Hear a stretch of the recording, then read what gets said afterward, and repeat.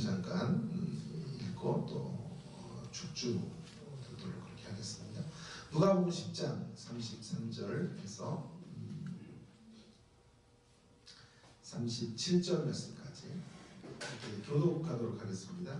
누가복음 10장 33절에서 37절 말씀까지 제가 33절을 읽도록 하겠습니다. 어떤 사마리아 사람은 여행하는 중 거기 이르러 그를 보고 불쌍히 여겨 가까이 가서 먹기보다 포도주를 쓰는 손을 놓고 사내고 자기 당신이 세워 조각으로 데리고 가서 더 소환하시라. 그 이튿날 그가 주막 주인에게 데나리온 둘을 내어주며 이르되 이 사람을 돌아보아 주라. 비용이 더 들면 내가 돌아올 때에 갚으리라 하였으니 내 생각에는 이 사람 중에 화가 만난 자의 이웃이 함께 있습니다. 이르되 자비를 베푼 자리이다. 예수께서 이르시되 가서 너도 이와 같이 하라 하시니라. 아멘. 아까 말씀드렸던 것처럼 우리 고진영, 윤지원 자매님 축하 연주가 있도록 하겠습니다. 예, 귀한 연주 감사를 드립니다. 이제 설교만 크게 아멘 받으면 될 것 같아요. 오늘 주신 말씀으로 선한 사마리아인 비유로 바라본 성탄 메시지를 함께 생각해 보도록 하겠습니다.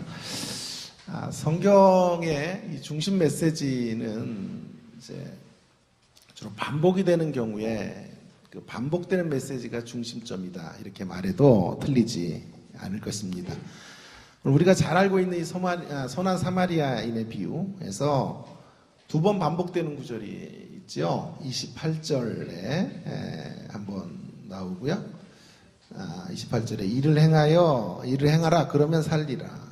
일을 행하라 그러면 살리라. 37절에도 동일한 말씀이 있죠. 가서 너도 이와 같이 하라. 율법사에게 주신 말씀인데요. 행하라 이런 말이죠.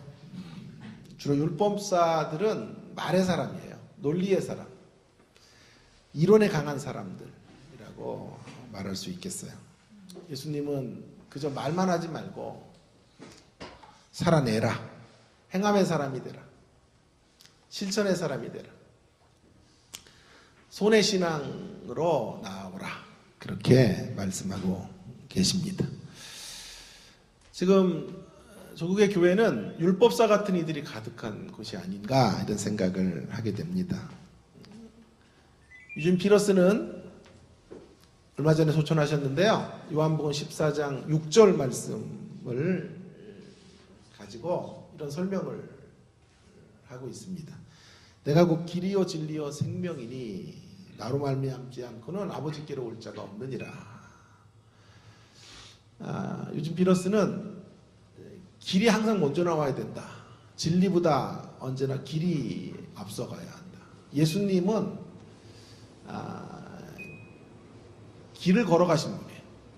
길을 걸어가시면서 진리를 말씀하셨기 때문에 생명의 역사가 펼쳐지게 되었다. 시대의 타락은 진리를 자꾸 얘기해요. 진리가 앞서고 말이 앞서요. 그리고 길을 가지 않아요. 그래서 종교가 되는 거예요. 제 설명이 아니라요. 유진 피러스의 설명이에요.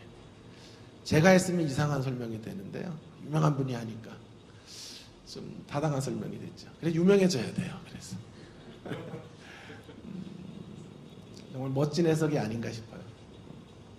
예수님께서 길이시요, 진리요, 생명이다. 이렇게 멋지게 설명하는 설명을 본 적이 없어요.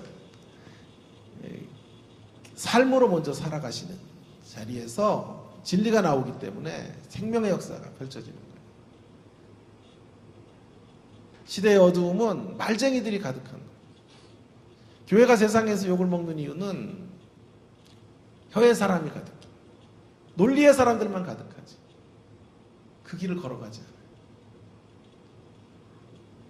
여러분 오늘 주님은 말씀하시는 거예요. 율법사가 와서 도전하자 행하는 사람이 되라. 자, 이제 이 행함의 문제와 함께 무엇을 행해야 되는가? 어떻게 행해야 되는가, 그리고 어떤 방향으로 나가야 되는가 하는 문제를 좀 고민해 보려고 그래요. 설교를 진행해 가다 보면 여러분이 발견하게 될 거예요. 아, 이 문제가 행함의 문제만이 아니구나. 그리고 어느덧 이 메시지가 성탄의 메시지와 연결된다는 것을 아시게 될 거예요. 그래서 우리가 가야 될 방향들을 정할 수 있게 성령님께서 도와주시기를 간절히 바랍니다. 자, 먼저 일을 행하라. 무엇을 행하란 말인가 하는 문제입니다. 무엇을 행해야 하는가? 한마디로 말하면 경계선을 넘어서는 이웃사랑을 실천해라. 그런 메시지가 오늘 본문의 중심 메시지가 되겠습니다. 자, 구체적으로 어떤 배경 속에서 이런 메시지가 나오는지 하는 것을 좀 살펴보도록 하겠습니다.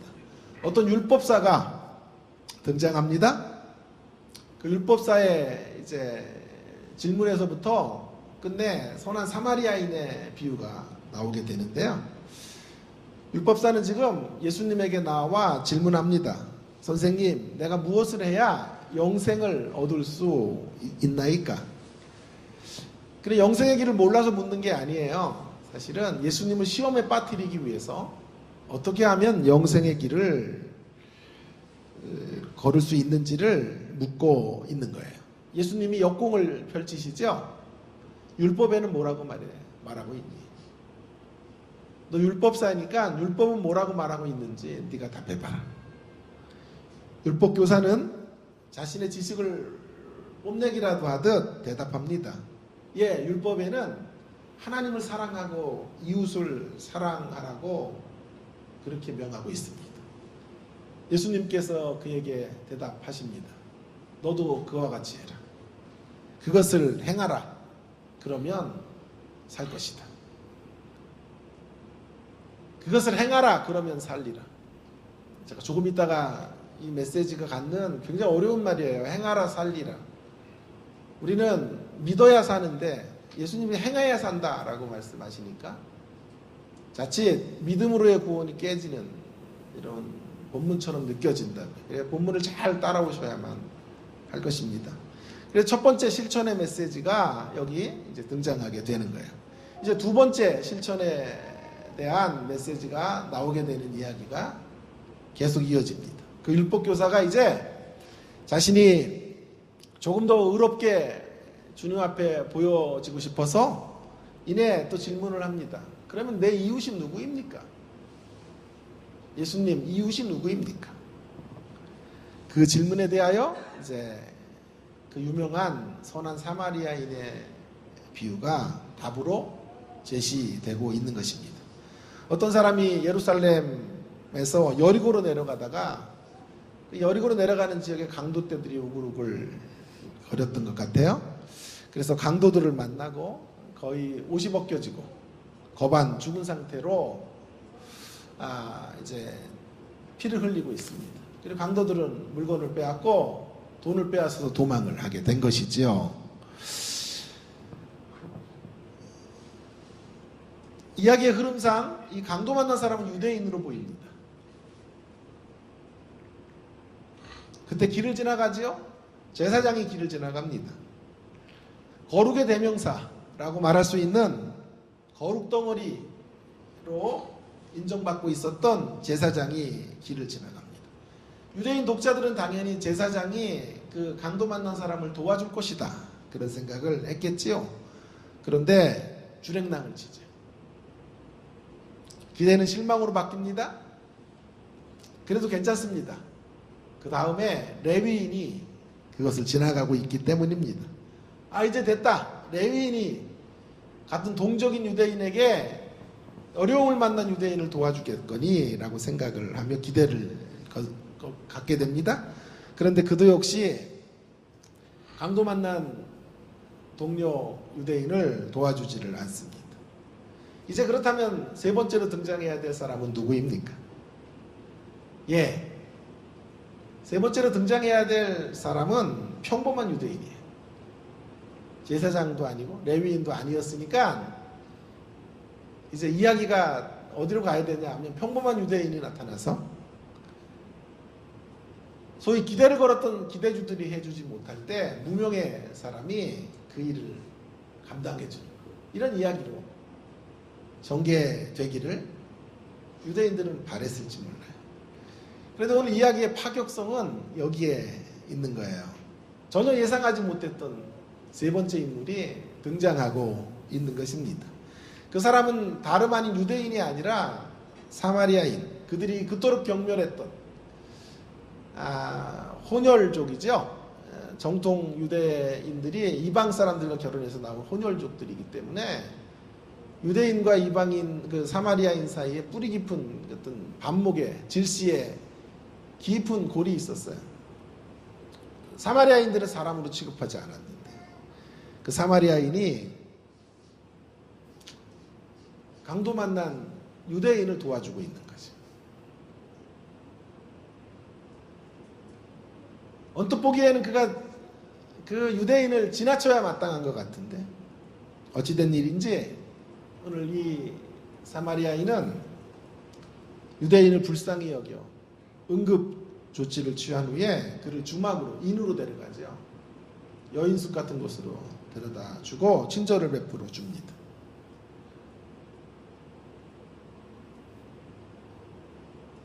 유대인들이 정말 인정하기 싫은 장면이 지금 연출되고 있는 거지. 그들에게 신나는 이야기가 아니에요. 자존심이 너무나 상하는 이야기. 이 비유가 전달될 때 어떤 유대인들은 이렇게 소리치는 사람도 있었을지 몰라요. 내가 만일 저 강도 만난 사람이었으면 차라리 죽을지언정 사마리아인의 도움을 받지 않았을까. 여러분, 이 비유가 얼마나 유대인들의 마음에 불쾌감을 주었을지를 오늘 율법사가 반증해주고 있어요. 예수님이 물어요. 세 사람 중에 누가 이 강도 만난 자의 진짜 이웃이냐? 그랬더니 율법교사가 사마리아인입니다 라고 대답하지 않아요. 사마리아인이라는 말을 꺼내기도 싫어요. 그러니까 뭐라고 말합니까? 자비를 베푼 자입니다. 자비를 베풀어 준 사람이 진정한 이웃입니다. 퉁명스럽게 대답을 하고 있는 거죠. 그때 예수님께서 두 번째 실천의 메시지를 주시는 거예요. 가서 너도 이와 같이 하라. 여러분, 다소 긴 설명을 제가 여러분에게 드렸는데요. 예수님께서 무엇을 행하라 하시는지를 이제 우리는 이 두 가지 계속되는 이야기 속에서 확인하게 되었습니다. 그것은 바로 자기중심적 이웃사랑에서 벗어나서 다른 사람 중심의 이웃사랑을 실천하라는 말씀이에요. 한마디로 경계선을 허물어뜨리는 이웃사랑의 실천을 행해야 될 것을 명하고 계시는 거죠. 사실 누가 내 이웃입니까? 라고 율법교사가 물었는데요. 그 질문은 누가 내 이웃이 아닙니까? 라는 질문과 같아요. 여러분, 내가 좋아하는 사람들과 우호적인 관계를 맺는 것, 그것은 그리 나쁜 게 아니에요. 좋아하는 사람들끼리도 아름다운 관계를 맺지 못하는 세상 속에 좋아하는 사람이 있고 나와 취향이 맞고 색깔이 같은 사람들을 만나게 된다는 건 굉장히 귀한 일이라고 생각해요. 그들을 만나서 우리 정체성을 확인해야 된다고 저는 믿습니다. 그들과 한 마음을 이루어내는 일이 매우 중요한 일이에요. 제가 룻기를 읽다가 참 좋게 마음에 확 들어왔던 단어가 뭐냐 하면 나오미를 룻이 붙쫓았더라. 붙쫓아가는 거예요. 붙쫓는 인간관계가 없어요. 밀착해서 쫓아가고 딱 붙잡고 하나가 되는 이런 관계로 나아가는 거죠. 여러분, 이 외로운 세상 속에 이렇게 마음을 나눌 수 있는 사람이 있다는 게 얼마나 큰 위로가 되는지 몰라요. 그래서 벗들과의 관계가 참 소중한 것이다 말씀드리고 싶어요. 그런데 중요한 것은 이거예요. 우리가 이렇게 정체성을 나누는 사람들이 꼭 있어야 되는데 구역 안에도 있어야 되고 교회 안에도 있어야 돼요. 수백 명, 수천 명이 모였는데 군중으로 그들을 만나서는 안 되고 그 중에서 내 마음을 털어놓을 수 있고 대화할 수 있는 사람들을 만나서 하나의 정체성을 만들어가는 일이 매우 중요한 일이에요. 그러나 그런 과정에서 위험이 생길 수도 있다는 사실을 염두에 둬야 돼요. 우리가 점검해야 될 것은 우리들의 정체성이 혹시 더 넓은 이웃을 향해 나아가는 개방성을 막는 길이 되지 않을까 하는 우려입니다. 우리의 정체성이 패거리가 되면 안 돼요. C.S. 루이스의 표현인데요. 패거리 집단처럼 정체성을 확인하면 안 된다 라고 하는 거예요. 누구도 깃들 수 없는 초롱성과 같은 단단함을 우리끼리 구축해 놓고 더 넓은 영역으로 나가지 못하는 것이 성경이 지금 아주 심각하게 지적하고 있는 인간의 죄된 모습인 거예요. 그것은 결코 신앙적인 자세가 아니에요. 그런 모습 때문에 교회는 사실은 그 정체성을 확인해 가는 좋은 과정 속에서 아픔을 겪고 무너져 내리게 되는 것입니다. 이런 사람도 되게 좀 화가 나요. 왜냐하면 모든 사람에게 다 나이스한 사람도 있어요. 어떤 사람들은요. 다 친절해요. 저랑 만나면 저를 제일 친한 사람처럼 여기다가 또 누구 만나면 그 사람하고 또 제일 친한 그런 목사들이 있더라고요. 짜증이 확 나요. 너에게 나는 누구냐? 막 이런 걸 묻고 싶어요. 제가 굉장히 좀 여성스럽죠, 이런 면에서. 트리플 A예요, 제가. 극소신명. 사실은 많이 발전된 거예요, 지금 이게요. 옛날 같으면 이런 데 서지도 못하는 사람이에요. 교수 생활을 그래도 한 16년 정도 하니까 큰 소리도 치고 이러지요. 제 마음 안에 여린 소녀가 들어와 있단 말이에요. 그러니까 상처받아 그런 인간들 만나면 말이에요. 나랑 제일 친한 척 하다가 또 누구 만나면 제일 친한 척 해요. 그런 것도 문제이지만 이런 폐쇄성, 패거리로 언제나 만나서 교제하는 사람이 딱 한정되어 있는 이런 모습들, 그런 모습들도 역시 공동체를 무너뜨리는 잘못된 방향이고 모습이라고 할 수 있어요.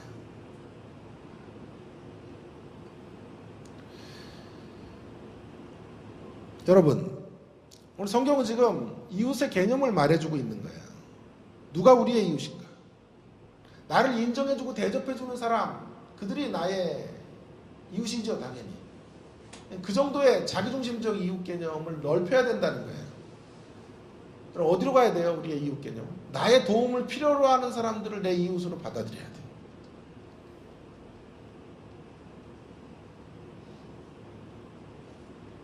내가 필요한 사람이 아니라 나를 필요로 하는 사람이 이웃이에요. 그런 새로운 이웃 개념을 주님이 지금 말씀하고 계시는 거죠.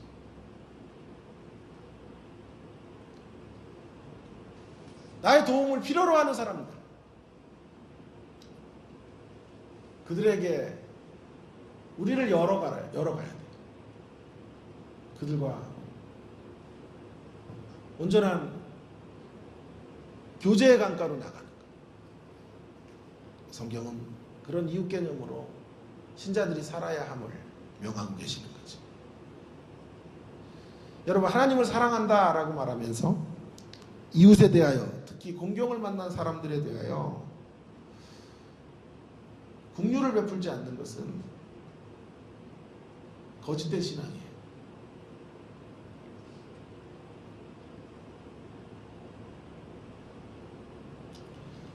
하나님의 사랑을 어떻게 평가를 하냐면 성경은요, 이웃을 향한 사랑의 잣대로 하나님의 사랑이 있는지 없는지를 평가한다. 그러니까 오늘 본문에 레위나 제사장이나 율법 교사는 하나님을 사랑했는데 이웃 사랑을 실패한 게 아니고요. 그 이웃 사랑의 실패는 하나님 사랑의 실패라. 이웃 사랑이 안 되는 문제는 하나님을 사랑했음에도 이웃이 안 되는 게 아니고요. 하나님을 사랑하지 않은 진표예요. 그것이 성경의 진단인 것이죠. 에베소 교회 계시록에 나오는 교회는 처음 사랑을 잃었다 그래요. 그 처음 사랑은 형제의 사랑이에요. 근데 그 처음 사랑을 잃은 이유는 하나님 사랑을 잃었기 때문에. 하나님의 사랑이 빠지면서 형제 사랑이 빠지는 거지. 하나님은 뜨겁게 사랑하는데 형제를 안 사랑하는 그런 문제가 아니란 말이에요. 하나님은 잘 섬기는데 이웃의 문제를 등한시하는 게 아니고 이웃의 문제를 등한시하는 것 자체가 하나님을 향한 사랑이 이미 빠져나간 것이고 식은 것이다 라고 하는 것을 성경은 말해주고 있어요. 그렇다면 반대로 말하면 사마리아인, 오늘 본문의 이 사마리아인은 결국 그 사마리아인의 이웃사랑은 하나님 사랑이에요. 그가 갖고 있는 하나님에 대한 사랑이 이렇게 드러나고 있는 거죠. 그래서 이웃의 개념들이 넓혀져 가고 있는 거예요. 자기에게 도움이 되는 사람이 이웃이 아니라 자기의 도움을 필요로 하고 있는 사람이 나의 이웃으로 여겨지는 자리로 나아가고 있는 거예요. 이것을 행하라 이 말이에요. 자, 두 번째 어떻게 해요? 그런데 첫 번째 메시지를 하는 동안에 좋은 인상 쓰는 분은 한 분도 없어요 지금. 그러니까 이제 이게 어려운 거예요 이 메시지가요. 성탄에 좀 편편한 메시지를 해야 되는데 너무 어려운 명령이에요. 이웃을 넓힌다는 게 어려운 명령인데 그래서 제가 두 번째 어떻게 라는 질문에 좀 답하기를 원하는 거예요. 자, 이기적인 자기중심의 사랑 개념에서 이웃 개념에서 경계를 허물어뜨리는 이웃사랑을 실천해야 되는데 어떻게 그럴 수 있는가 하는 문제죠. 어떻게? 이 어떻게라는 질문을 제가 던지는 이유는 심히도 어렵기 때문이에요. 그래서 실천하기가 어렵기 때문이에요. 저는 당위로 시작해서 당위로 끝나는 설교를 제일 싫어한다 그랬어요. 마땅히 그렇게 해야 되는데 왜 못하냐? 그것이 제 설교의 베이스가 아니에요. 그것들을 어떻게 할 수 있느냐가 늘 저의 고민이에요. 어떻게? 자, 여러분 이웃사랑의 오늘 수준을 보세요. 지금 이웃사랑의 수준이 굉장히 높아요. 이거 굉장히 실천하기 어렵다는 얘기를 전제하고 있는 거예요. 생각해 보십시다. 다시 한 사마리아인이 강도떼가 우글거리는 곳을 지나가는데 거기 한 사람이 피 흘려 죽어가고 있어요. 자, 그를 도와준다는 말은 혹시도 다시 출몰할 수 있는 강도떼와 만날 수 있다는 이야기가 되는 거예요. 그러니 선뜻 가가지고 도움의 손길을 펼칠 수가 없어요. 자기도 동일한 봉변을 당할 수 있기 때문이죠. 여러분, 그러나 그 갈등을 넘어서서 손을 펼치는 거예요. 또 하나의 갈등이 생겼어요. 가까이 가서 보았는데 사마리아인이 아니에요. 자신들을 개로 취급했던 사람들, 돼지처럼 여겼던 사람들, 그런 사람들 중에 하나인 유대인이 거기 피 흘려 있는 거예요. 유대인의 공격은 사마리아인에게 통쾌함이라고요. 예? 바로 그런 인생이 거기 죽어가고 있으니 도움의 손길을 펼치기에는 너무 힘든 거예요. 그걸 넘어서고 있는 거죠. 어느 교회를 갔더니 목사님이 이런 재미난 이야기를 해줘서 한참을 웃었는데요. 파선한 데에 미국인, 영국인, 중국인, 한국인, 일본 사람 이렇게 해서 함께 있었다 그래요. 근데 한 사람씩 민족의 위대함을 외치고 죽는 거예요. 배가 파선했으니까. 미국 사람이 먼저 미국의 위대함을 외치고 죽어요. 다음은 영국 사람, 그 다음은 중국 사람 순서예요. 이제 한국 사람 순서가 되었습니다. 대한민국을 외치고 어떻게 했을까요? 여러분 맞춰보세요. 대한민국을 외치고 일본 사람을 물에 빠뜨리고 죽어요. 지가 죽어야 되는데 일본 사람을 물에 빠뜨려.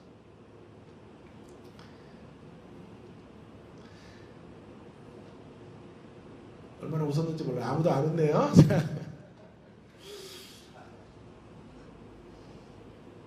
사마리아, 우리 한국인에게 일본인들은 가장 배 아픈, 잘 되면 가장 배 아픈 사람들이에요. 한일전은 반드시 이겨야 돼요. 꼴등을 해도 되는데 꼴등은 안 되는구나. 우승을 못해도 되는데 한일전은 반드시 이겨야 돼요. 지금 사마리아인에게 유대인은 바로 그런 사람. 그런데 그를 돕고 있는 거예요. 먼저 이게 얼마나 대단한가 이야기를 하기 전에 이게 얼마나 어려운가 라고 하는 것부터 생각해 봐야 돼요. 고흐가 그린 사마리아인이라는 그림이 있어요. 오늘 준비를 제가 했으면 좋았는데, 근데 그 그림을 어떤 화가가 설명을 해요. 그 그림의 한 단어, 그 사마리아인의 그림, 선한 사마리아인의 고흐가 그린 그림의 핵심 단어는 열정이에요. 열정. 강렬한 색채로 사마리아인의 모습을 보여줘요. 저는 그 그림을 봤는데요. 사마리아인을 막 나귀에 태우려고 도와줄 때 종아리의 근육이 각으로 잡혀요. 그리고 온 힘을 다 기울여 도와주고 있는 모습이 화폭 안에 아주 고우는 노란색 같은 거 이런 색깔을 잘 하는데요. 그런 색으로 처리하고 있어요. 강렬함이에요. 고우는 누가복음 10장을 보면서 제일 중요한 단어로 강렬함, 열정 이런 단어를 꺼내든 거예요. 그렇게 읽은 거예요. 전 고우의 읽기가 옳았다고 생각해요. 사마리아인은 적당히 돕고 있는 게 아니죠. 강렬한 열정으로 돕고 있는 거죠. 원수를 대하고 있는 거죠. 너무도 지나치다고 할 정도의 이웃사랑을 하고 있는 거예요. 그를 불쌍히 여겨 귀한 물품인 기름을, 포도주를 사용해요. 주막으로 데려가요. 돌봐주고 성인 남자의 이틀분 임금을 2데나리온을 여관 주인에게 건넵니다. 비용이 더 들면 돌아와서 비용을 갚겠다고 말해요. 아마 분명히 이 여관으로 돌아갔을 거예요. 여러분 어떻습니까? 이런 이웃사랑이 가능한가요? 불가능하죠? 거의 불가능해요. 그러므로 오늘 메시지의 핵심은요, 이웃사랑을 하라 보다 더 중요한 핵심이 뭐냐 하면 이웃사랑을 우리가 할 수 없다는 데 있는 거예요. 이런 이웃사랑, 자기 중심적인 가치를 넘어서는 타자 중심의 이웃사랑, 이 사랑을 우리로서는 할 수 없다는 것이 오늘 본문의 폭로예요. 이런 사랑에 합당한 인생들이 없다 이 말이에요. 저도 못해요. 어두운 밤 지나가는데 누가 이런 사람의 모습으로 죽어가고 있을 때 도움의 손길을 펼칠 자신이 없어요. 그런데요, 놀라운 것은 사마리아인이 그것을 하고 있다는데 또 다른 놀라운 반전의 이야기가 있는 거예요. 그래서 우리는 묻고 싶은 거예요. 어떻게 가능했을까? 무엇이 이 사마리아인에게 그런 일들을 이루어낼 수 있는 원동력이 되었을까 하는 거예요. 33절을 읽으면서 이 답을 찾을 수 있습니다. 33절에 어떤 사마리아 사람이 여행 중에 거기 이르러 그를 보고 불쌍히 여겨. 중요한 단어가 불쌍이란 단어예요. 불쌍히 여기는 마음. 국률이 작동했다라는 거죠. 국률이 여기는 마음 때문이다. 그렇다면 자, 조금 더 들어가 보십시다. 국률이 여기는 마음은 어디서 생긴 건가요? 어디서 만들어진 걸까요?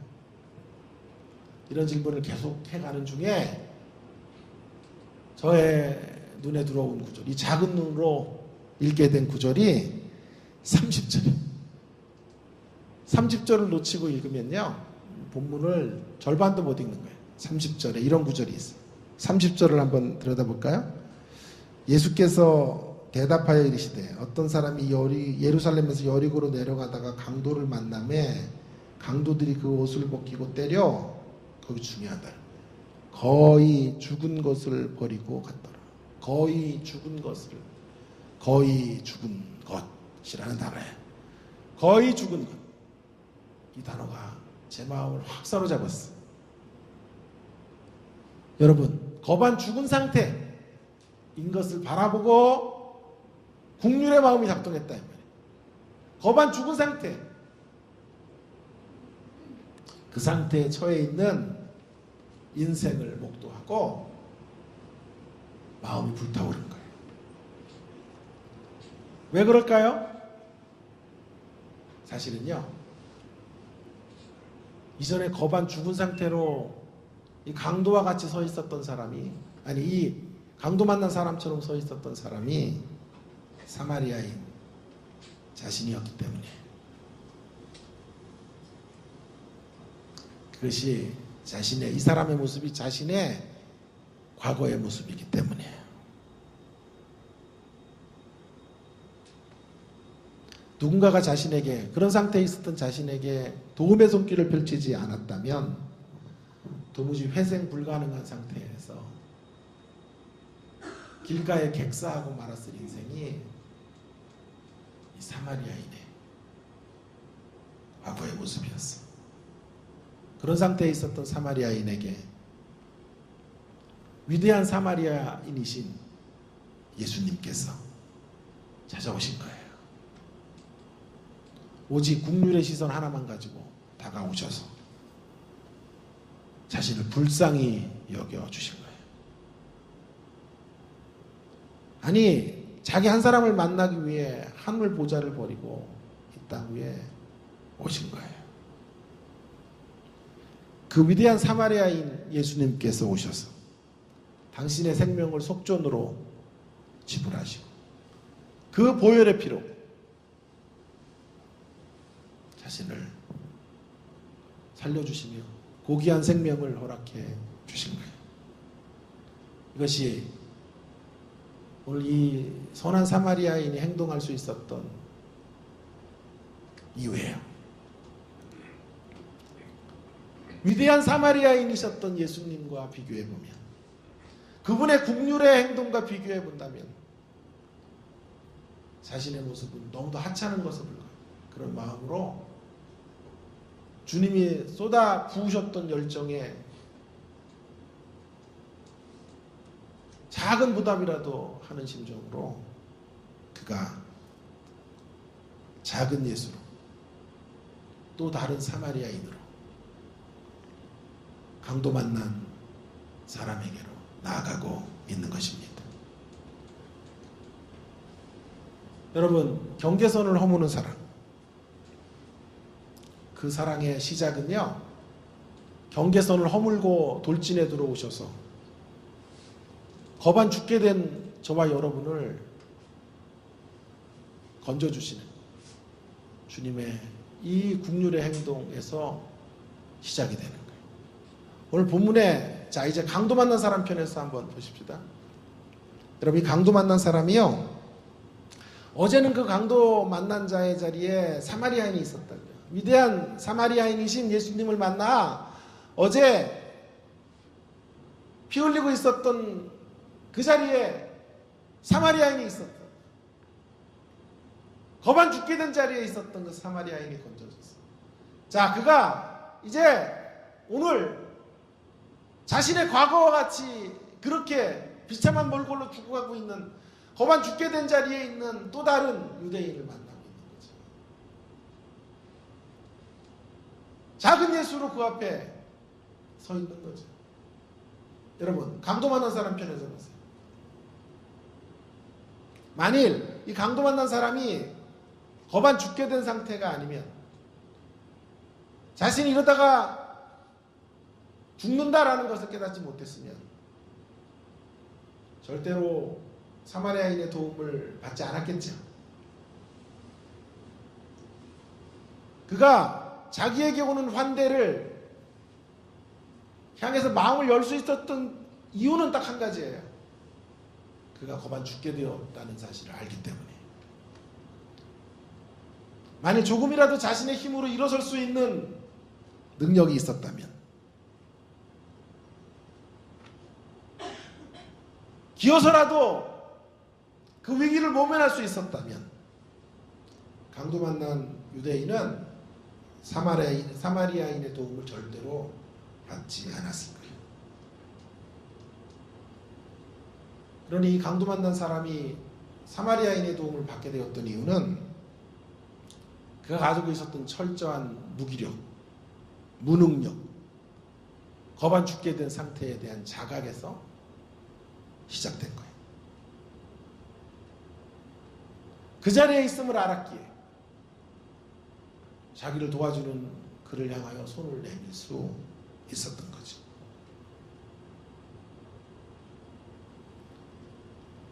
여러분, 이제 우리는 이 이야기를 풀 수 있는 거예요. 왜 율법교사가 주님에게 처음 나와서 영생의 길을 물었죠. 그때 예수님께서 대답해 주셨죠. 행해라. 영생은 믿음으로 받는 것인데 예수님은 왜 믿음의 원칙을 깨시고 행함의 윤리를 말씀하신 것일까? 영생은 그럼 믿고로 이웃사랑의 실천으로 이루어지는 것인가? 만약 그렇게 간다면 기독교는 행위 종교가 되고 말 거예요. 굉장히 어려운 본문이에요. 이거. 그랬어요. 그런데 이 메시지를 푸는 단서는 거반 죽게 된 상태에 있는 거예요. 거반 죽게 된 상태에 있다는 사실을 깨달을 때, 그리고 그런 상태에 있었던 자들이 건져짐을 받았다라는 것을 알게 될 때, 그 거반 죽게 된 자들을 도와주기 위해 오셨던 예수님을 받아들이게 될 때, 비로소 이웃을 사랑할 수 있게 돼요.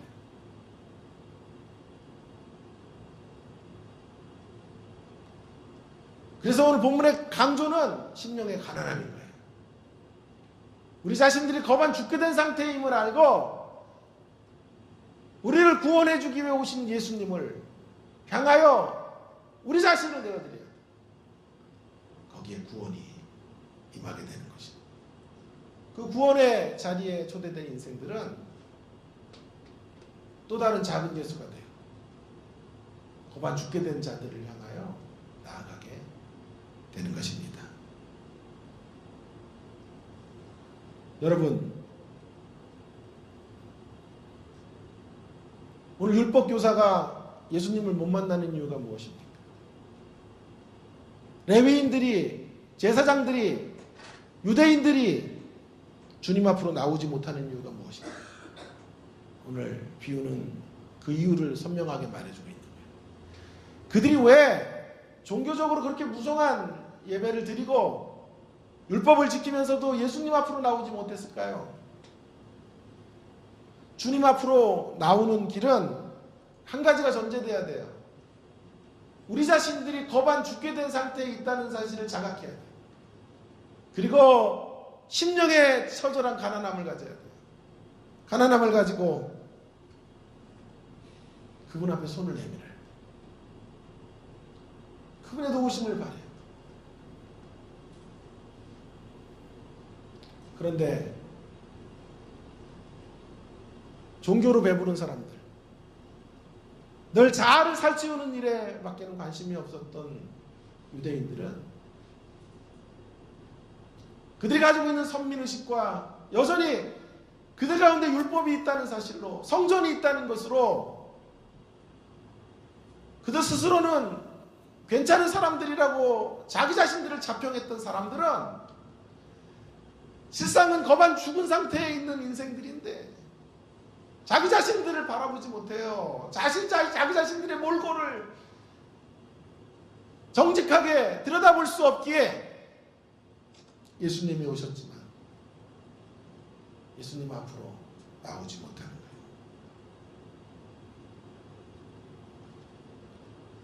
여러분, 예수님이 구유에 오셨어요.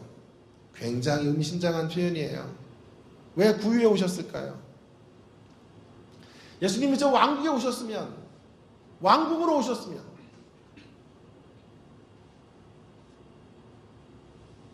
봄나는 자리에 오셨으면 사람들은 그분을 경배했겠지. 세상이 그분 앞에 진정한 예배를 올려드렸겠지. 그러나 예수님은 낮고 천한 구유에 오셨기에 어떤 이들만 예수님 앞에 나올 수 있냐 하면요, 심령이 가난한 자들, 자기를 낮출 수 있는 사람, 자기 자신들이 거반 죽게 된 상태에 있다는 사실을 깨닫게 된 자들만 주님 앞으로 나오게 되는 거예요.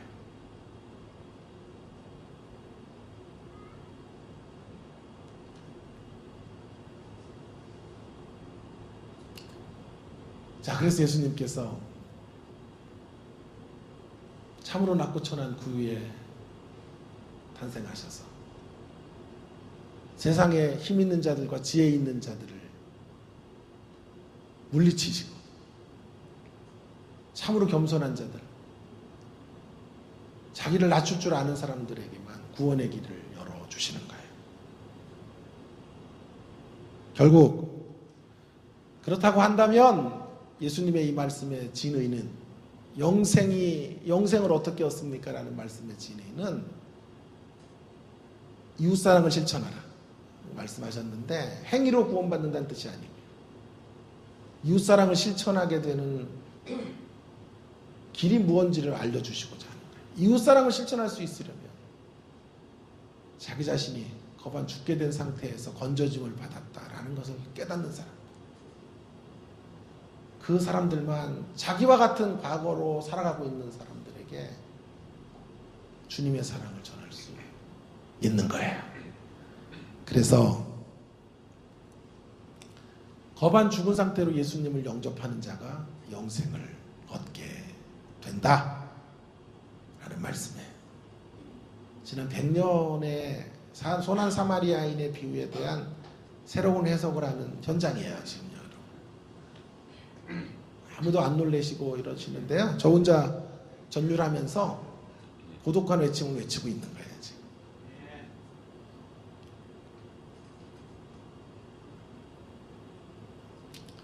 여러분, 우리 모두가 오늘 이 강도 만난 사람과 같은 존재들이에요. 선한 사마리아인의 도움이 없이는 건져질 수 없는 자들이, 그렇게 타락하고 그렇게 모순된 존재들, 그런 인생들을 위하여 주님이 오신 거예요. 왜 오셨어요? 우리를 하늘 영광의 자리로 올리시기 위하여, 저주의 십자가를 지기 위해 오신 거예요. 죽으시기 위해 오신 거예요. 그 오신 분에게 우리는 오신 주님에게 빈방을 내어드려야 돼요. 그리고 빈방을 내어드리면 그분은 우리의 주인이 되시고 우리를 다스려 주세요.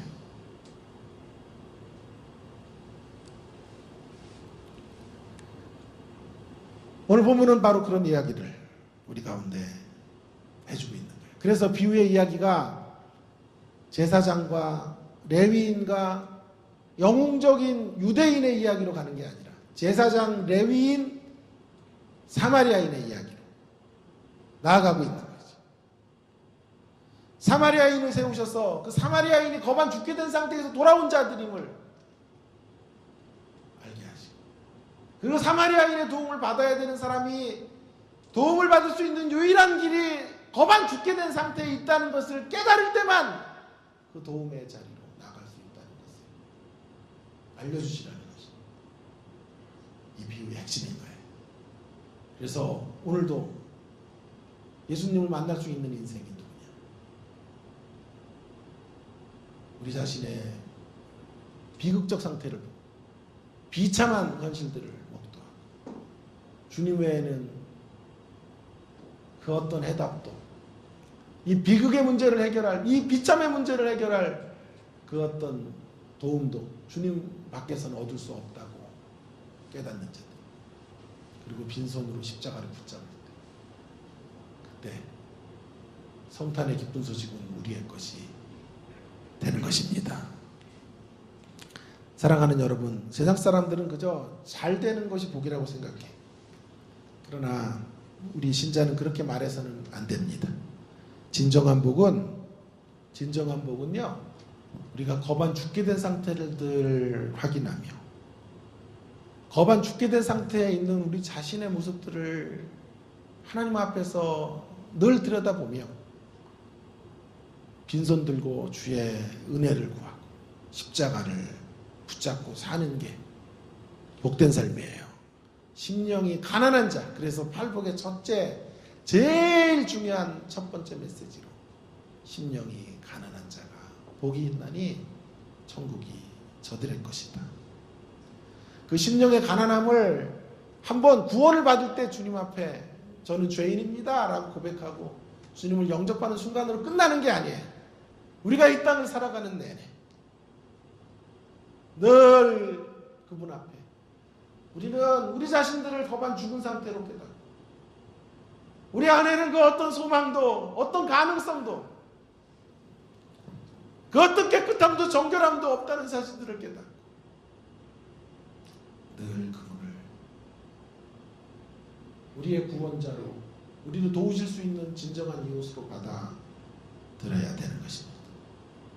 그런 상태로 살아가는 것, 그것이 사실은 복된 상태. 그래서 주님이요, 여러분의 인생과 저의 인생을 때때로 벼랑 끝으로 모시는 거예요. 늘 평안만 주지 않으세요. 늘 배부름만 주지 않으세요. 시련의 골짜기들을 지나가게 해요. 우리를 낮추세요. 다 행복해 보여도요,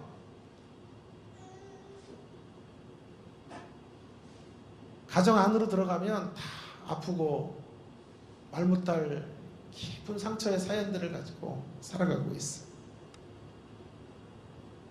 우리는 그저 잘 되기를 원하지만 주님은 그저 잘 되는 게 주님이 우리에게 주시려는 복이 아니라 심령의 가난함을 가지고 잘 되는 자리로 나가기를 원하시기에 우리를 때때로 아프게도 하시고 때때로 좌절도 겪게 하시고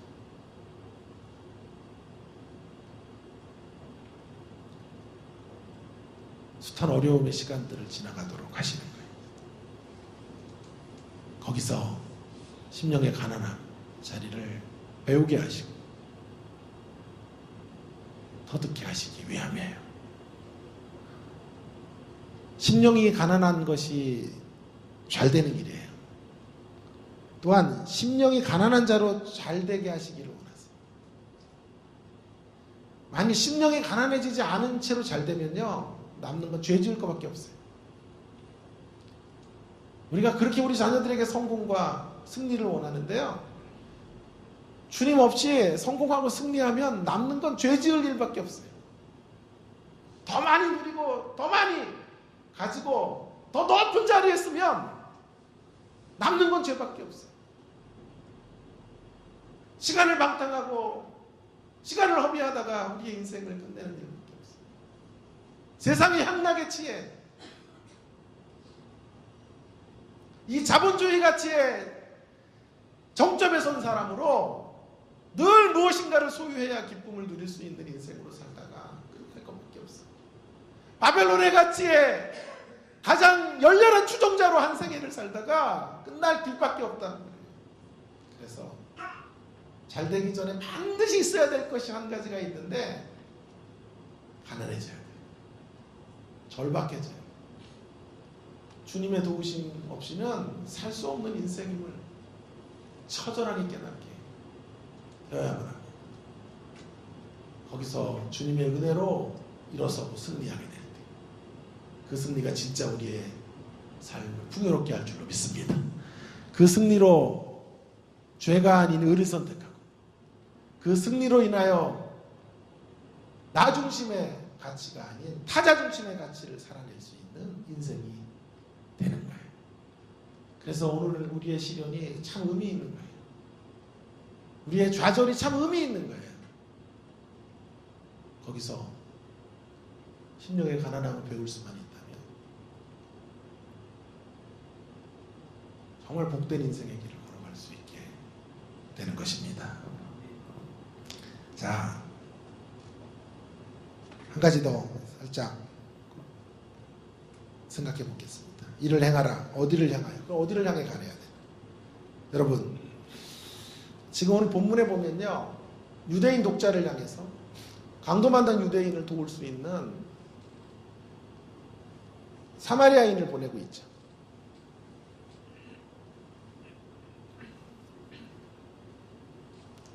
그리고 진짜 사마리아인으로 예수님이 계셨다라고 하는 것을 제가 말씀을 드렸어요. 사마리아인이 유대인에게로 나가는 모습이에요. 또 하나의 모습을 좀 보고 싶어요. 유대인이 사마리아인에게 나가는 모습은 없는가 하는 거예요. 누가복음에는 사마리아인이 유대인에게로, 사도행전에 가보니까요, 이것이 뒤바뀌어지는 현실이 또 하나 보여지고 있어요. 이제 사마리아인이 아닌 유대인이 사마리아인에게로 나가는 빌립이에요. 사도행전 8장을 보고 설교를 좀 정리하겠습니다. 사도행전 8장 피시라고요. 8장을요. 자, 사도행전 8장에 보면 빌립이 나와요. 사울이 교회를 잔멸할 때 스데반의 일로 교회가 이제 박해가 이루어지고 사울이 교회를 이제 무너뜨리려고 그래요. 그래서 사람들이 흩어지게 돼요. 그때 빌립이 5절에 보세요. 8장 5절에 빌립이 사마리아 성으로 내려가요. 성경에 얼마나 이렇게 지금 짝을 맞추고 있는지를 보세요. 같은 책을 썼던 누가가 정권인 누가복음에서는 유대인이 강도를 만나 있고 사마리아인이 그쪽으로 내려가고요. 이제 후편인 사도행전에서는 정반대로 사마리아 성에 비참한 삶을 살아가고 있고 아직도 구원의 기쁜 소식을 그 성 전체가 듣지 못한 현실 속에 있는 사람들을 향해 빌립이 내려가고 있는, 유대인으로 빌립이 내려가고 있는 모습으로 짝을 맞추고 있는 것을 보게 됩니다. 빌립 그는 헬라파 유대인으로 흩어진 자리에서 사마리아로 내려가는 거죠. 사마리아 성 사람들에게로 나아가고 있는 것이죠. 그들에게 복음을 전하고 있는 것입니다. 하나님의 살아계신 역사들을 증거하고 있는 것입니다. 그리고 그들이 돌아오도록 길을 열어주고 있는 거예요. 그래서 어떻게 되죠? 8절에 보세요. 8장 8절에 그 성에 큰 기쁨이 있더라. Great joy. 놀라운 기쁨이 그 성 안에 가득하도록 한 거죠. 어떻게 빌립은 이런 역사에 쓰여질 수 있었을까요? 한 가지. 그가 거반 죽게 된 상태에 자기 자신을 확인하고 위대하신 구원자이신 예수님을 받아들였기 때문에, 그러자 거반 죽게 된 상태에 있는 사마리아인들의 모습이 보여요. 그래서 그들에게 복음을 전하는 거지. 그들의 진정한 이웃이 되어주는 것이죠. 8장 40절에 보시면요, 그 후에 빌립은 계속해서 여러 지역들을 돌아다니며 복음을 전하고 가이사라에까지 이르러 후에 사도 바울의 복음의 전진기지로 자기의 집을 내어드리는 위대한 일들을 위하여 쓰여지게 된 것이죠. 무엇을 강조하려는 것입니까? 성경의 이야기는 한마디로 거반 죽게 된 사람들의 상대를 불쌍히 여기는 사역의 현장들을 우리 가운데 말해주고자 하는 거예요. 위대한 예수님, 위대한 사마리아인이신 예수님을 만난 사마리아인으로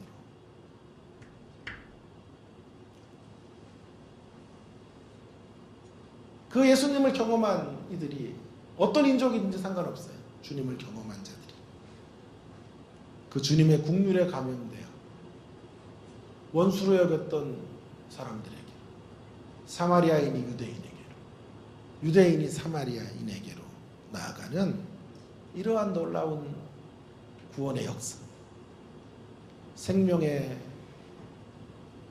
위대한 사역들을 이루어내는 귀한 일들을 감당하게 된다는 거예요. 장벽 허물기가 펼쳐지게 되는 것이죠. 이것이 바로 하나님의 나라예요. 이런 공동체가, 이렇게 해서 만들어진 공동체가 교회입니다. 사랑하는 여러분,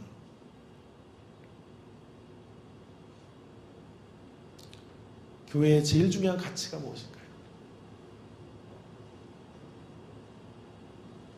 교회의 제일 중요한 가치가 무엇일까요? 교회의 제일 중요한 가치는 우리 앞에 놓여져 있는 이 초롱성과 같은 차별과 편견의 벽을 허물기 위해 오신 예수님을 받아들여 거반 죽게 된 우리들이 회복되었다는 이야기. 거반 죽게 된 자들이 그 예수님을 만나 변화를 받았다는 이야기보다 더 중요한 가치가 없어요. 이 가치 위에 세워진 이들이 저와 여러분이에요. 교회는 어떤 학연이나 혈연이나 지연이나 이데올로기보다 더 중요한 가치로 만들어진 사람이죠. 이와 같은 것들이 복음의 가치를 무너뜨릴 수 없어요. 교회의 가장 중요한 가치는, 다시 강조합니다, 거반 죽게 된 자들이 주님의 은총으로 인하여 회복의 자리로 나아가 새로운 생명을 누리게 되었다 라고 하는 거예요. 그래서 어떻게 돼요? 사마리아인이 유대인에게 그 가치를 알고 있는 사람들, 그 가치로 변화된 사람들이기에 그런 유대인들이 사마리아인에게로 나아가는, 이념의 가치를 뛰어넘어요. 복음의 가치 때문에. 그래서 우리 안에 있는 장벽들을 허물고 서로를 형제로 받아들이는 그런 공동체 만드시기 위해 아기 예수님께서 이 땅에 오신 것입니다. 아멘. 이 성탄의 기쁜 날, 우리 주님 왜 오셨는지를 다시 한번 깊이 생각하고 우리가 어떤 교회를 만들어야 할지, 우리는 정말 주님 기뻐하시는 교회의 모습으로 서 있는지, 거반 죽게 된 우리의 인생, 그 인생이 구원되어진 그 가치보다 그 가치 위에 우리가 올려놓고 있는 게 무엇인지, 그것이 그 어떤 학연이든 지연이든 혈연이든 이데올로기든 만일 그런 것들이 올라가 있다면 그것 위에 복음의 가치를 다시 올려놓는 그런 교회로 새로워지기를 주의 이름으로 축원합니다. 그런 교회를 하나님 이룰 수 있게 해주십시오. 동성으로 함께 같이 오늘 주신 말씀을